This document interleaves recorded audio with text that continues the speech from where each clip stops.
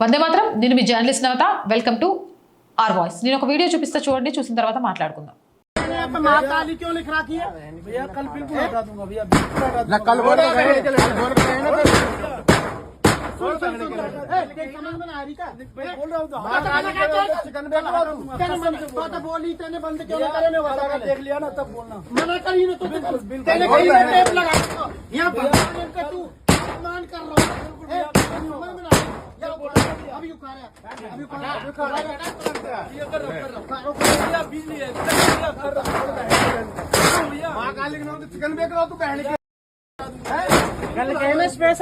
Special टंडीला बंद कर दूंगा 1 मिनट। बिल्कुल पहले तो मना करी ना। बिल्कुल भैया। क्यों फिर कर रहा तू? बहन तो भगवान के नाम पे, तू भगवान के नाम पे चिकन में करा तू। बिल्कुल मैं कर रहा हूँ भैया।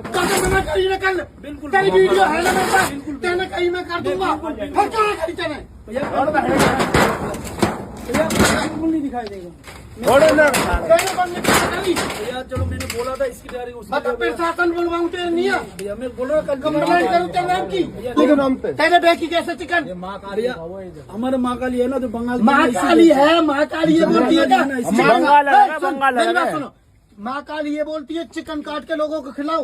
तो फिर क्यों नहीं हटाया? नेतागिरी कर रहा हो क्या? क्यों करूंगा भैया? किसकी हवाबाजी में रखा है दुकान है?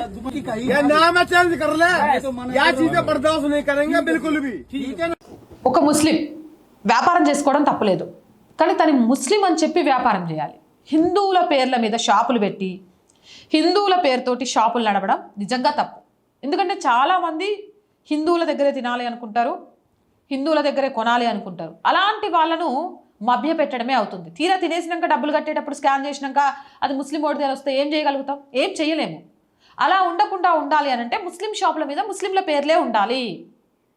ఇది యూపీలో యోగి ఆదిత్యనాథ్ కూడా చాలా క్లియర్గా చెప్పింది. అది చాలా అవసరం కూడా. ఎందుకంటే ఈ తూక్ జిహాద్ గురించి వస్తున్న కొద్దీ, అలాగే ఈ రైజిన్ అని విష పదార్థాన్ని కలపడానికి ఒక ట్రై చేశాడని తెలిసి, కల్తీ ఆహారము ఇవన్నీ తెలిసిన టైంలో చాలామంది హిందువులు ఈ రోజుల్లో కొన్ని ముస్లిమ్స్ దగ్గర తినడానికి ఇష్టపడటం లేదు. ఆ నేపథ్యంలో చాలా క్లియర్గా మీరు వ్యాపారం చేసుకోవడం తప్పు అని ఎవరని చెప్పట్లేదు, మీరు అమ్ముకోవడం తప్పు అని చెప్పట్లేదు. మీ పేర్లతో అమ్ముకోండి రా బాయ్. మా కాళీ పేరు ఎందుకు? మా రాజు పేరు ఎందుకు? మా రాజు పేరు ఎందుకు? ఇలాంటి దొంగ పేర్లతో అమ్ముకోవడం ఎందుకు?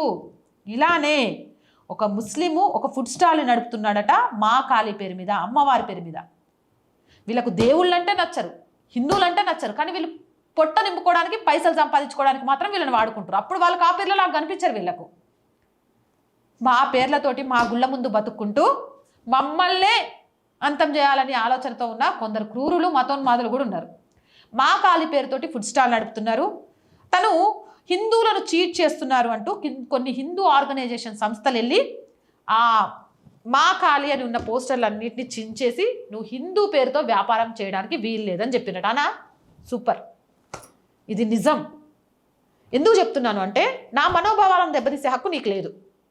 నేను వ్యాపారం చేయొద్దు అని చెప్పట్లేదు, నీ దగ్గర ఎవరిని కొనొద్దని నేను చెప్పట్లేదు. కానీ నా మనోభావాలు నన్ను ఒక ముస్లిం దగ్గర కొననివ్వనప్పుడు నువ్వు హిందూ పేరుతో మా కాళీ అని పెడితే మా అమ్మవారి పేరుంది, ఇక ఎంత మంచోడో నేను ఈయన దగ్గర తింటా అంట. తీరా తిని తర్వాత స్కాన్ చేస్తే ఏ అక్బర్ అనో, అహ్మద్ అనో, సలీం అనో ఇంకో పేరు వస్తే మండుద్ది కదా. నా మనోభావాలను నువ్వు దెబ్బతీసినట్టే కదా. ఇట్లా కుట్రపూరితంగా వ్యాపారం చేయడం ఎంతవరకు సమంజసం? ఇట్లా కుట్రపూరితంగా వ్యాపారం చేసే వాళ్ళ మీద ఖచ్చితంగా కఠినమైన శిక్షలు వచ్చే విధంగా చట్టాలు రావాలి. అవునా కాదా? మీ అభిప్రాయం ఏంది? కామెంట్ చేసేయండి. మోర్ వీడియోస్ కోసం ఛానల్ వెంటనే సబ్స్క్రైబ్ చేయండి. రోజు చెప్తుందేనండి R group of channels, R voice, R political, R Sanskriti, 3 మన ఛానల్సే. So please subscribe our channels. Content బాగుంది అనిపిస్తే లైక్ చేయండి, షేర్ చేయండి. ఆర్థికంగా ఆర్ వాయిస్కి మీ చేయుత చాలా చాలా అవసరం. ఆర్థికంగా మీరు చేసే సపోర్ట్ కోసం ఎదురు చూస్తూ ఉంటాం. ఆర్థికంగా సపోర్ట్ చేయాలంటే సబ్స్క్రిప్షన్ పక్కనే జాయిన్ అనే బటన్ ఉంది. 1 to 5 లెవెల్స్ ఉన్నాయి. ఏదో ఒక లెవెల్లో సపోర్ట్ చేయండి. లేదా స్క్రీన్ మీద గూగుల్ పే, ఫోన్పేతో పాటు అకౌంట్ డీటెయిల్స్ ఉన్నాయి. మీకు తోచిన సహాయాన్ని అందించవచ్చు. వ్యాపార ప్రకటనల కోసం 8328500576 నెంబర్ని సంప్రదించండి. జై హింద్, జై భారత్.